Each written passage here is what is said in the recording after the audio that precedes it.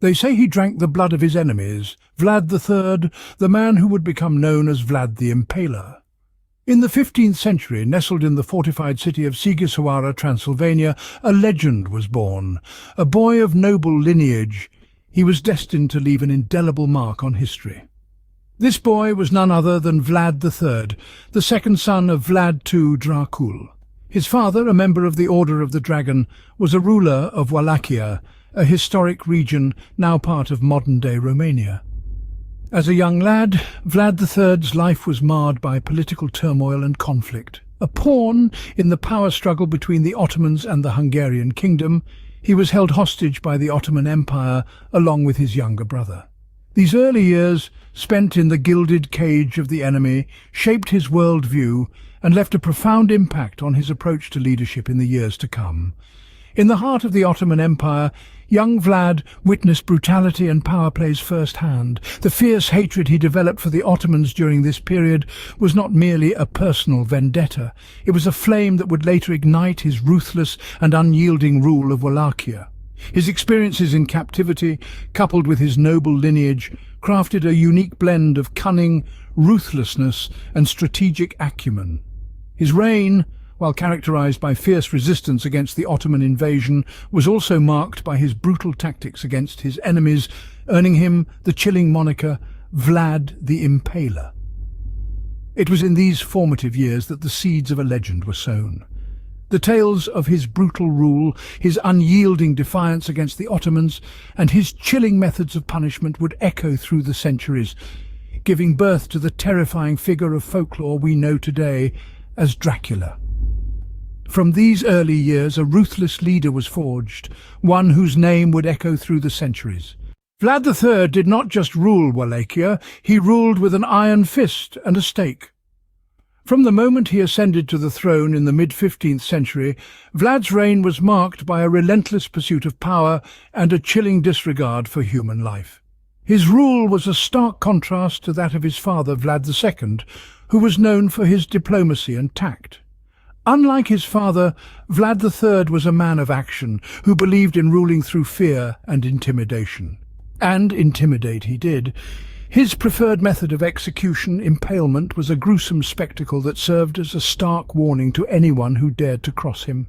The sight of enemies skewered on long, sharp stakes, left to die a slow and agonizing death, earned him the chilling moniker Vlad the Impaler. But Vlad's reign was not just about fear and brutality. It was also a time of great political upheaval. Wallachia, a small principality in present-day Romania, was a hotbed of political intrigue and power struggles. Sandwiched between the powerful Ottoman Empire and the Kingdom of Hungary, Wallachia was a pawn in the larger game of European politics. Vlad III, however, refused to play by the rules. He defied the Ottomans, sparking a series of wars that would last for decades. He was a ruthless leader who saw betrayal and conspiracy at every turn. Paranoia and suspicion became the hallmarks of his rule, leading to purges and mass executions. Despite the brutality of his reign, Vlad III was not without his supporters. Many saw him as a strong leader, a bulwark against the encroaching Ottoman Empire. His uncompromising stance against the Ottomans, coupled with his brutal methods, made him a figure of dread and respect. Yet the blood-soaked reign of Vlad III was not to last. His penchant for cruelty and his relentless war with the Ottomans eventually led to his downfall. Betrayed by his own nobles, Vlad was imprisoned, and his once mighty rule came to a tragic end. Even in death, however, Vlad's legacy lived on. His gruesome methods, his relentless pursuit of power, and his defiant stand against the Ottomans all served to create a legend that would inspire one of the most enduring characters in literature, Dracula. Vlad III was a ruler of blood and terror, earning him the chilling moniker, the Impaler. His reign was a dark chapter in the history of Wallachia, a reign of terror that would echo through the centuries, forever linking the name Vlad with the horrors of the Impaler. Bram Stoker never visited Transylvania, yet he conjured a character that would forever be associated with this land. In the heart of Eastern Europe, far from the bustling streets of London where Stoker penned his iconic novel, lay the realm of Wallachia. The Irish author never trod its soil, never beheld its castles and forests, and yet he found in its history a character so compelling that he would become the epitome of horror. Dracula. Stoker's inspiration was Vlad III, a Wallachian prince known for his ruthless and brutal rule. But how did a 15th century ruler become the basis for a vampire count? The answer lies in a fusion of history, folklore, and Stoker's own imagination. Vlad III and Count Dracula share some striking similarities. Both are figures of terror, known for their cruelty.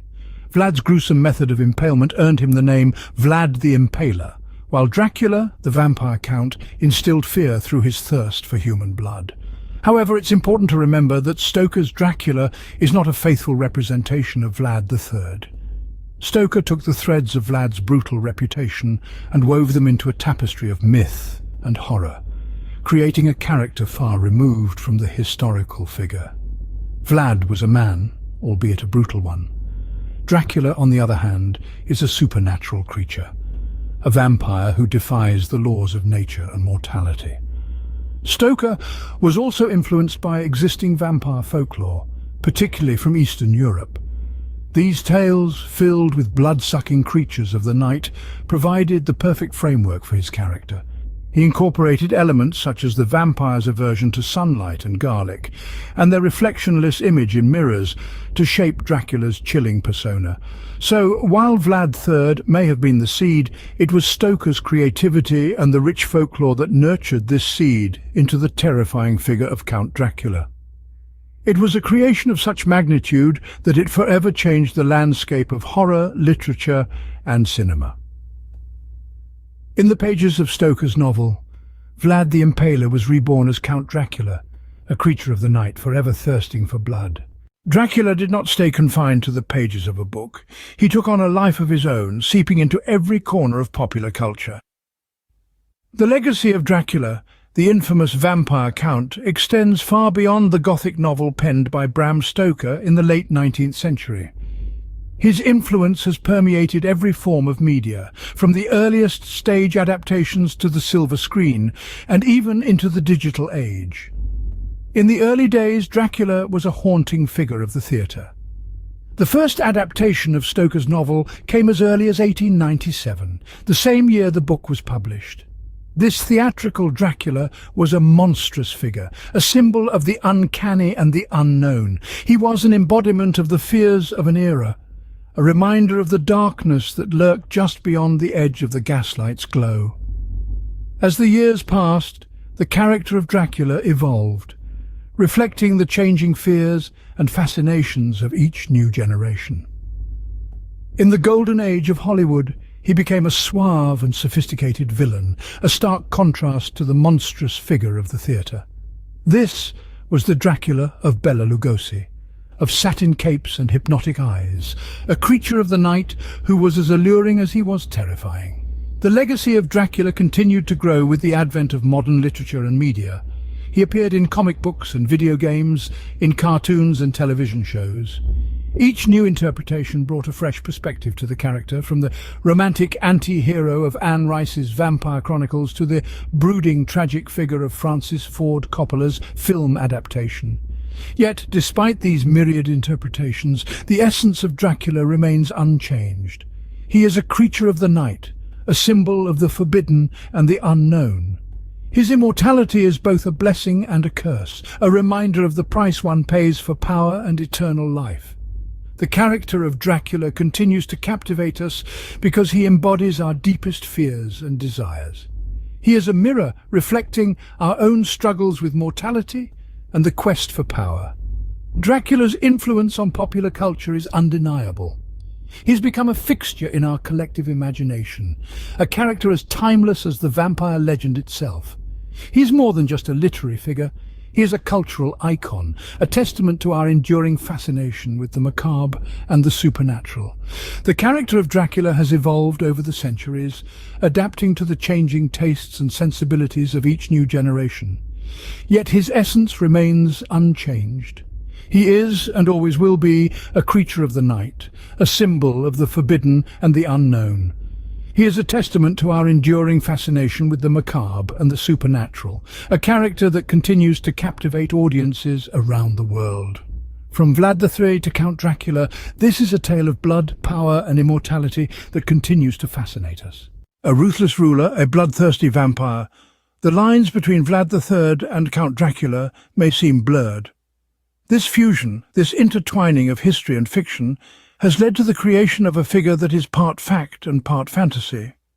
Born in the 15th century, Vlad III, also known as Vlad the Impaler, was a man of power and brutality. His rule was marked by a ruthless desire to maintain his authority and protect his kingdom of Wallachia.